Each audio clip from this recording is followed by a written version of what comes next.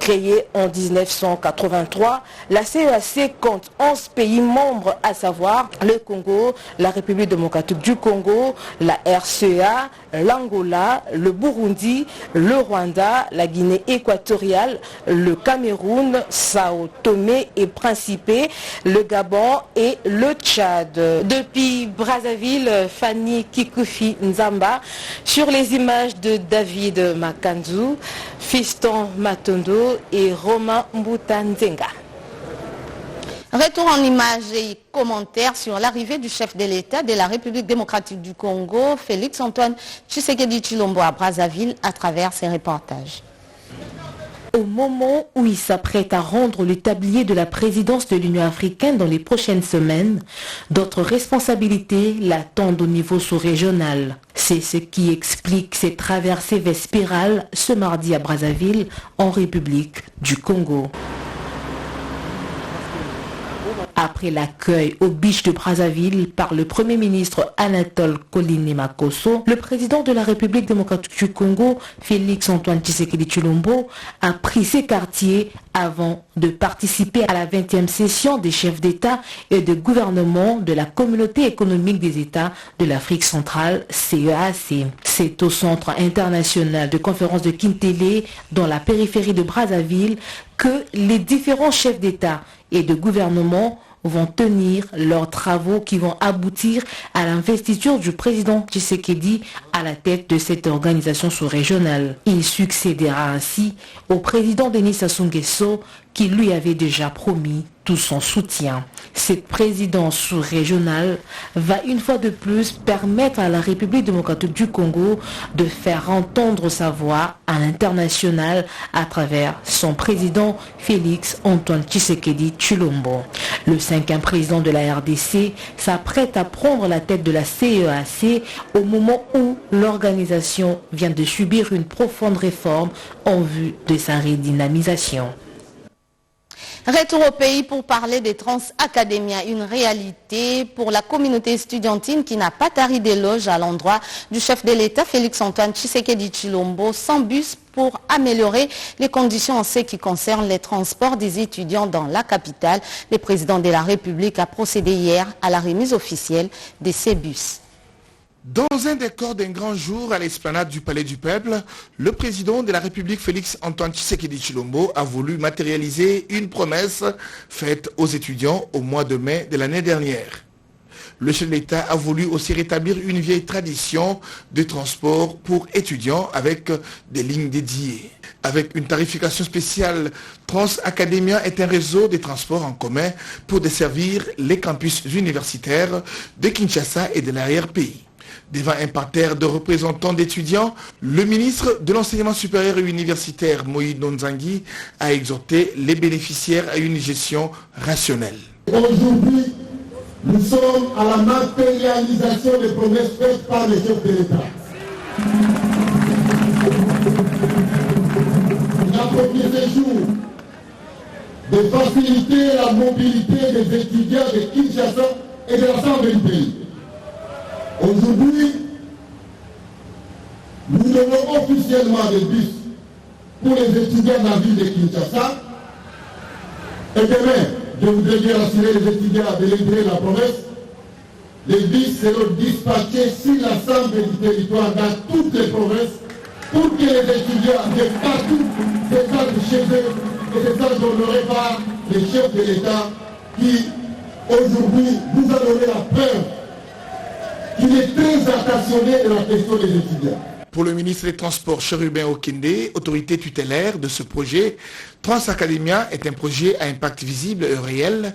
Il va résoudre tant soit peu l'épineux problème des transports pour étudiants. Vous avez dit, lors de votre discours sur l'état de la nation, que l'année 2022 sera consacrée aux actions concrètes. Et ce mot d'ordre nous interpelle en tant que ministre de votre gouvernement. Car l'action gouvernementale, l'action d'un ministre, doit être axée sur la vision du chef de l'État et chercher par tous les voies et moyens la matérialisation de cette vision. Dans un premier temps, 100 bus Trans-Académia seront mis en circulation. Et dans un proche avenir, le réseau sera enrichi de 500 autres bus. Sur place, le président de la République a été informé des mécanismes mis en place pour une gestion rationnelle. Merci à toi Jean-René Lobo pour ces reportages. Autre chose, l'annuaire national des ressources naturelles de la RDC en pleine élaboration. Justement, le Premier ministre Jean-Michel Samalukonde Kyenge a procédé au lancement de l'atelier sur l'élaboration de cet annuaire qui va reprendre dans le moindre détail les ressources naturelles dont regorge la République démocratique du Congo. D'autres précisions avec Pati Tondon Kizunda, Jean-René Lusala, Marcel Moubenga et Julien Piana. La République démocratique du Congo a besoin de l'annuaire national des ressources naturelles renouvelables et non renouvelables du sol et du sous-sol. Et dans l'objectif de la mise en place de ces documents importants, le Premier ministre Jean-Michel Samalukonde Kyenge a présidé ce mardi 18 janvier 2022 la cérémonie de lancement officiel de l'atelier d'élaboration de cet annuaire. Le chef du gouvernement a prôné dans son message la bonne gouvernance des ressources naturelles en République démocratique du Congo et c'est là pour le bien-être de tous les Congolais. Jean-Michel Samalukonde Kyenge a déploré en outre la carence d'une vision consensuelle d'aménagement de l'espace national qui tient compte des ressources naturelles stratégiques. Cette valorisation ne peut être effective que lorsque l'État congolais prendra ses responsabilités par la maîtrise de ses ressources naturelles renouvelables et non renouvelables du sol et du sous-sol. L'objectif étant ici de rendre efficace la promotion de la compétitivité, l'attractivité et le rayonnement de la République démocratique du Congo. La valorisation durable des ressources naturelles et des écosystèmes. La détermination des espaces majeurs est stratégique pour l'aménagement du territoire. Le ministre de l'aménagement du territoire, Guy Luando, qui est revenu sur l'objectif principal de ces assises, estime que cet annuaire va respecter la nouvelle configuration administrative de la République démocratique du Congo. Le travail issu de ces comités multisectoriels sera validé dans sa deuxième phase. À la suite de la décision du gouvernement de remettre le poste de Bukangalunzo à la SNEL-SA, à ces sujets, le ministre des Ressources hydrauliques et électricité Olivier Mwenzemu Kalenga a effectué une visite d'inspection dans la province du Kwango pour faire un état des lieux. Le directeur général de la SNEL-SA, Jean Bosco Kayombokayan, a soumis quelques besoins pressants pour le bon fonctionnement de ces postes, nous disent Edith Chalakatala, Oscar Mbalkaïj à travers ses commentaires. Installé depuis 2016, ces postes n'a connu aucun entretien. Pour 3 transformateurs de 25 MVA de puissance chacun, les besoins des Bukangalunzo tournant à plein régime sont comblés. La puissance excédentaire peut servir les populations environnantes. Celles des Kyenge peuvent donc rêver avec raison d'ailleurs parce que le financement pour les lignes vers les chefs-lieux de la province du Kwango est disponible. Accompagné du directeur général des SNEL-SA, Jean Bosco Kayombokayan, le ministre des Ressources hydrauliques et électricité, Olivier Mwenzemu Kalenga, qui a visité les sites, était on ne peut plus clair. Nous avons décidé en Conseil des ministres de remettre ce poste à la SNEL. Nous sommes impliqués au plus haut niveau pour que la population de la province de Kwango reçoive cette énergie le plus rapidement possible. Par rapport au financement, ce que je peux dire, c'est ceci. Il y a au niveau du gouvernement, nous avons inscrit le projet dans le budget de l'année 2022. Donc le financement, il est disponible.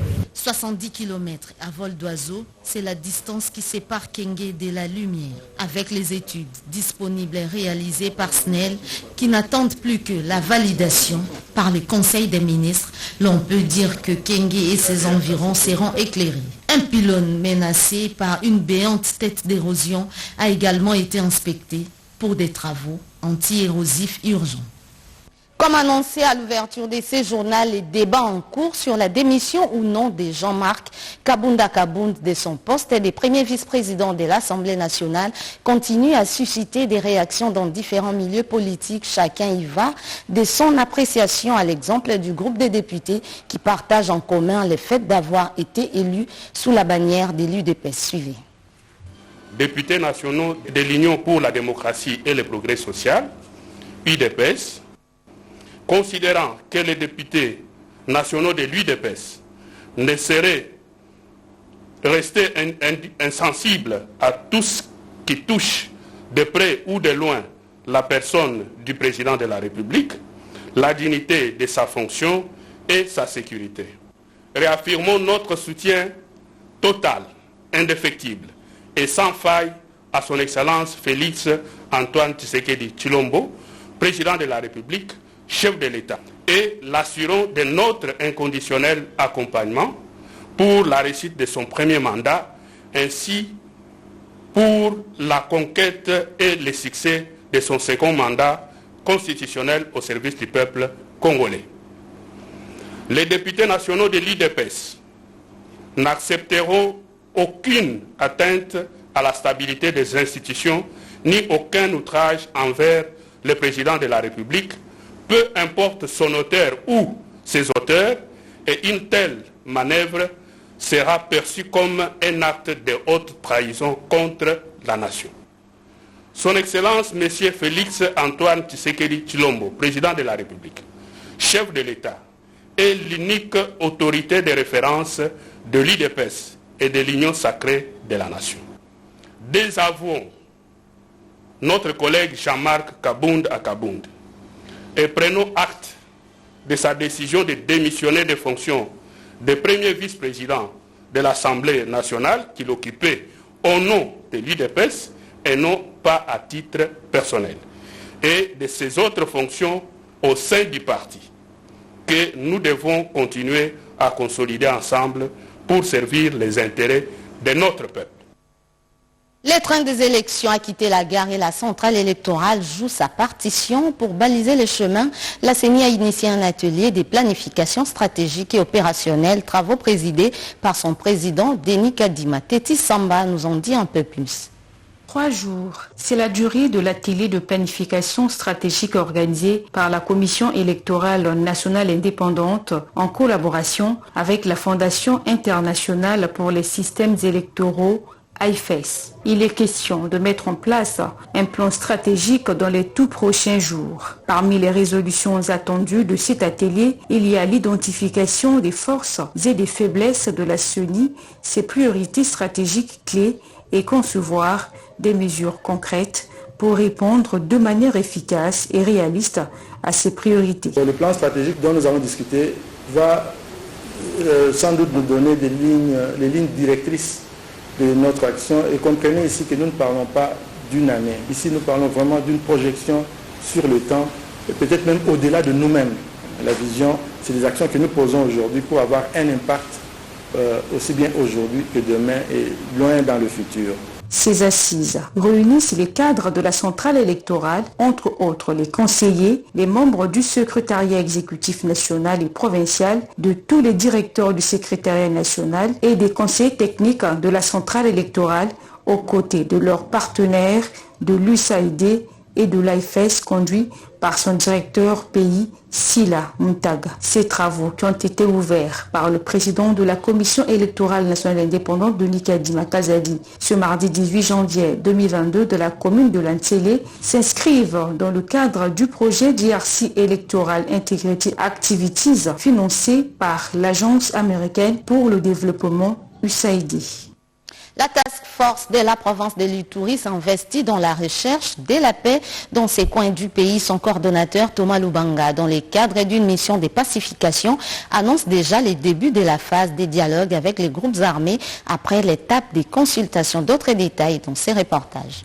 La première étape de la mission de la Task Force en Ituri, celle de la consultation de différentes couches de la population, est arrivée à son terme, annonce Thomas Lubanga, le coordinateur de la dite structure, au cours d'une conférence de presse à Bunia. De façon unanime, les organisations socio-culturelles et socio-professionnelles consultées par la Task Force ont adhéré au processus de pacification de l'Ituri, a-t-il dit. La Task Force a échangé profondément avec toutes les couches de nos populations. Ces séances ont permis à la Task Force non seulement d'expliquer sa mission et les enjeux de ce processus, mais aussi de rassembler des informations et les propositions de ses interlocuteurs pour la réussite de la mission.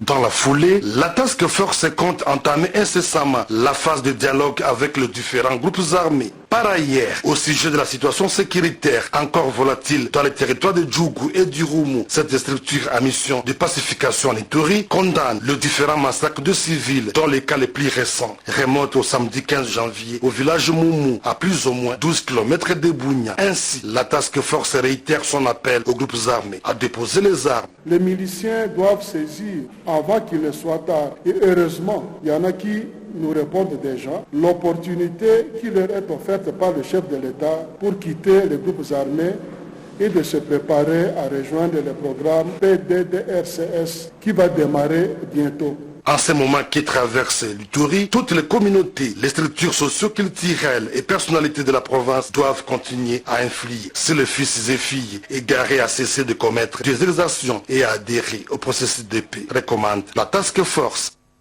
Toujours en Ituri, le secteur de la pêche sur les lacs Albert doit être réglementé. Le ministre de la Pêche et Élevage, Adrien Bokele, invite les pêcheurs au strict respect des mesures prises par l'autorité au sujet des dimensions des filets de pêche utilisés. C'est un reportage de notre confrère Junior Selemani de la RTNC Bunia. Le secteur de la pêche doit contribuer à l'économie de la République démocratique du Congo. Pour ce faire, une prise de conscience collective des populations riveraines s'impose pour le respect de la réglementation de pêche. Message du ministre de la Pêche et l'Élevage aux pêcheurs de Kasseni Chomia au cours d'une réunion de sensibilisation en présence du vice-gouverneur de l'Ituri, le commissaire divisionnaire Alonga Boni Benjamin. L'IF2 avait construit ce que nous appelons des débarcadères intégrés. Où il y a quand même tous les éléments pour la conservation et les traitements de poissons. Donc nous sommes arrivés ici pour faire toute cette vérification-là, voir comment cette unité qui est de notre côté travaille et comment nous pouvons l'aider, en tout cas, à pouvoir être optimal dans son fonctionnement. Pour décourager l'utilisation de filets à maillage prohibé, souvent à la base de la baisse de production de poissons au lac Albert, Adrien Bokele-Djema a procédé à l'incinération de ces derniers. Lorsque vous utilisez au niveau de la pêche les moustiquaires, c'est-à-dire que vous pêchez même les alevins, lorsque vous allez par exemple pêcher même dans des zones de frayeur, c'est-à-dire là où les poissons peuvent se reproduire, donc, il y a des problèmes. La conséquence, c'est qu'il va manquer de poissons sur notre lac. Signalons qui, dans sa mission d'évaluation de réalisation de l'IFD, arrivait fin projet après 5 ans sous financement de la BAD à hauteur de plus de 8 millions de dollars américains. Le ministre de la Pêche a remis du matériel de pêche, du groupe électrogène, des motos et autres accessoires aux services techniques du secteur ainsi qu'à la Fédération congolaise des pêcheurs au lac Albert. D'un côté, un incendie s'est déclaré dans le bureau de la commune de Alunguli et de l'autre, l'assassinat d'un opérateur économique. L'insécurité semblait prendre les dessus dans les Maniema. Le gouverneur, saisi par ces tristes nouvelles, est allé constater les dégâts et réconforter la famille de la victime. C'est un reportage d'Hérodé Panda.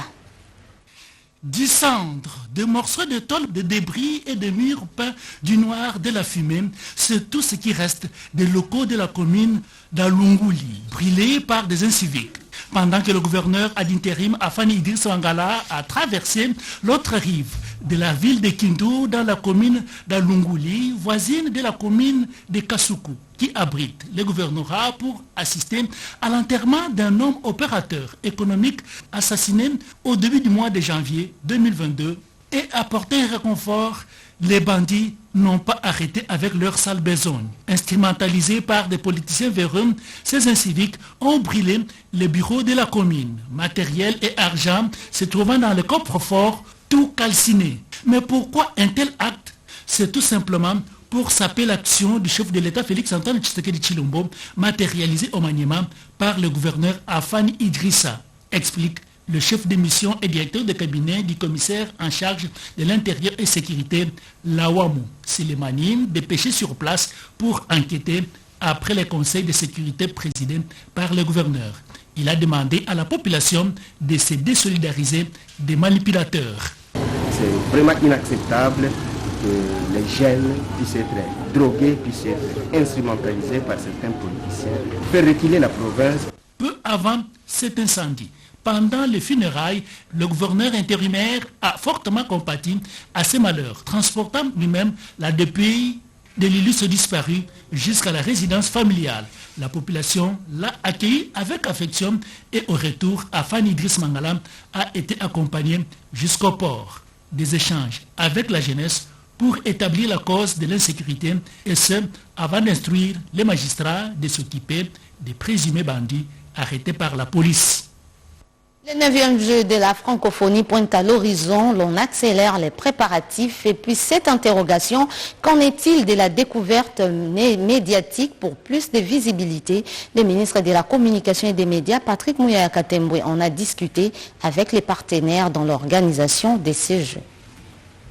À quelques mois de l'organisation de 9e jeu de la francophonie en RDC, son comité national tient à une communication de qualité qui mettra le pays une fois de plus au devant de la scène internationale. Parmi les thématiques abordées au cours de cette rencontre entre le ministre de la Communication et Médias, porte-parole du gouvernement, le directeur général de la radio-télévision nationale RTNC et la direction générale en charge de l'organisation de ces jeux, l'évaluation de voies et moyens pour l'acquisition des équipements de qualité. Ces jeux sont un événement important que la RDC va organiser. Et donc nous devons diffuser les images, les sons de qualité à travers le monde entier. Et pour ça, nous avons besoin des équipements professionnels. La RTNC est la chaîne mère. Elle doit continuer à communiquer. Par ailleurs, le comité national de 9e jeu de la francophonie appelle le Congolais de tous bords de s'approprier de l'organisation de ces jeux. C'est un événement important que la RDC organise et que nous devons faire l'effort pour accueillir dans de bonnes conditions les délégations qui vont venir. Un rendez-vous important, une rencontre historique, un événement de puissance. Le 9e jeu de la francophonie auront bel et bien lieu au pays de Patrice Emery Lumumba, comme le veut le gouvernement de la RDC.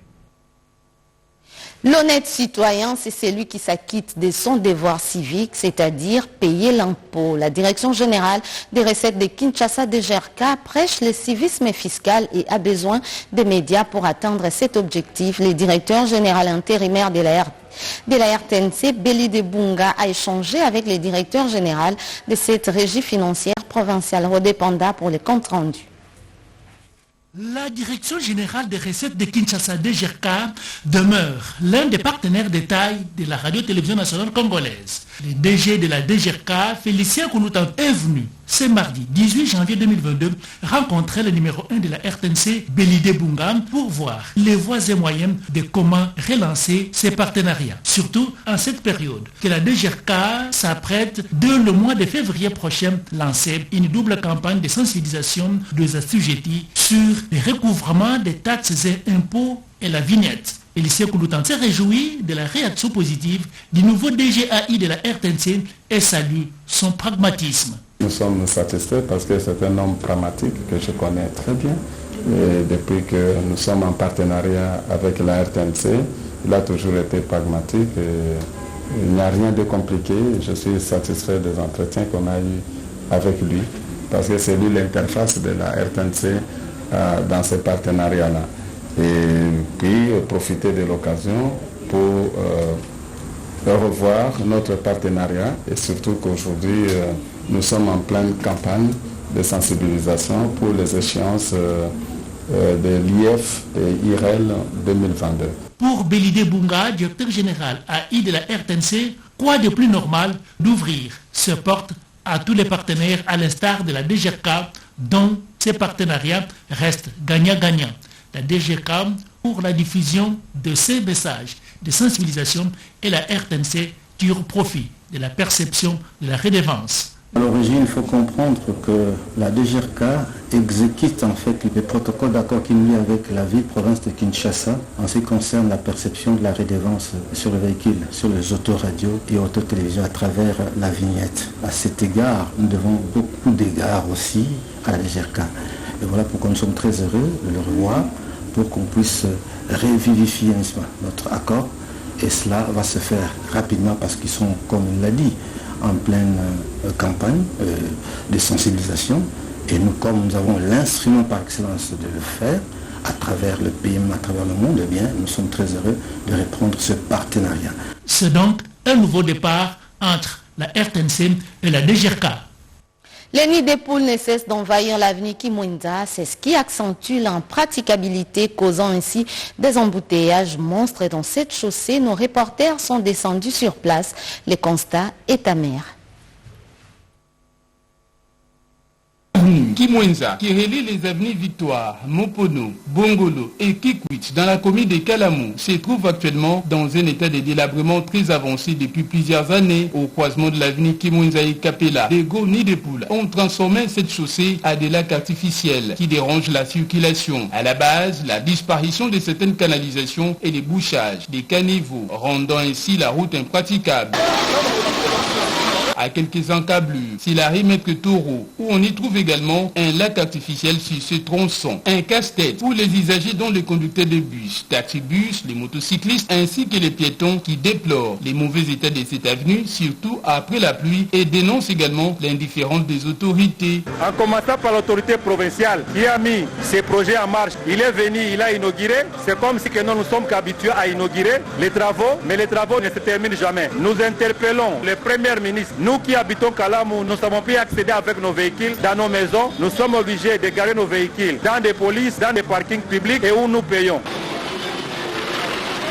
Suite à cette situation, la population de Kalamou éprouve d'énormes difficultés pour se déplacer. Elle se demande pourquoi est-ce que cet acteur est oublié au moment où le gouvernement de la République s'est lancé depuis peu dans la réhabilitation de certains axes routiers. C'est la désolation.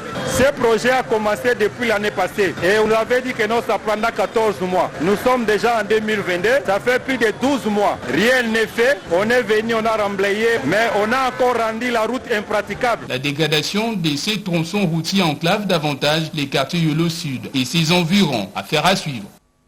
C'est ce qu'on appelle impulser le développement à la base. Les élus œuvrent activement pour le développement de leur circonscription électorale. C'est le cas dans la province du Kasaï. Suivez cela en images et commentaires. Lors de sa récente tournée à travers le territoire de Chikapa, le député national Jean-Pierre Chimanga Bouana est allé à la rescousse de la population de sa circonscription électorale de Kamonia et a apporté son soutien au chef de l'État en visite dans les Grands Kasaï.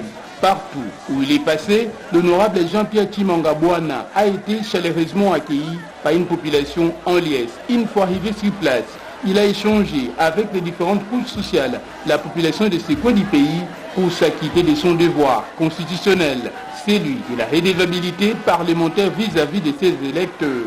Cet élu du peuple, membre de l'Union sacrée de la nation, a remercié et félicité sa base pour avoir été nombreux à répondre présent à l'aéroport de Chikapa et ainsi offrir au chef de l'État un accueil triomphal. Très sensible aux cris de détresse de sa base, cet ancien rapporteur adjoint du bureau de l'Assemblée nationale a tiré du fond de sa gibecière un lot d'étoiles et procédé à la remise d'une moto au curé de la paroisse Sainte-Thérèse. D'autres actions sociales ont été réalisées et menées à 3 écoles de Kabambaï, 3 autres à Kakumba. À cela s'est ajoutée l'inauguration d'une nouvelle école catholique à la mission Sainte-Thérèse de Kamouécha, des nouveaux bâtiments, de l'aire de santé et d'une école à la localité de Lubombo. La liste est longue. C'est un grand événement qui s'annonce à l'église anglicane en RDC. Il s'agit de l'intronisation du 5e archevêque de cette église, annonce faite au cours d'un point de presse, nous dit Luxon Kabbalah sur ces images de Thierry Nzazi. Avec le média de la capitale donne la lumière sur le grand événement qui aura lieu le 23 janvier 2022 au sein de l'église anglicane du Congo. Concrètement, l'intronisation de sa grâce Monseigneur Docteur Titre Andé Georges en qualité de 5e archevêque de cette église. Sa grâce Massimango Katanda Zachary, archevêque sortant, éclaire l'opinion sur les contours de cet événement, les objectifs et la mission dévolue à un évêque. L'Église anglicane du Congo va introniser son nouvel archevêque qui a été élu lors du synode national qui avait lieu à Kindu au mois de juillet passé, qui devait prendre maintenant son pouvoir canoniquement lors d'une cérémonie en utilisant les rites anglicans. L'Église anglicane est organisée au Congo depuis 125 ans. Nous sommes une église unie, membre de la communion anglicane. Au Congo, nous avons 13 évêques et à Kindu, il y en avait 11 qui ont élu l'actuel archevêque. C'est la fin de ce journal de la mi-journée. Merci à Nadine Kilosho, Master Djabou, Patrick Bapuila, Luison Moulongo, Inzengele Basosa, Cédric Eninambo, Amouré Landou et Joseph Nzenzo. Madame, Messieurs, merci à vous de l'avoir suivi et bonne suite des programmes sur nos antennes. Au revoir.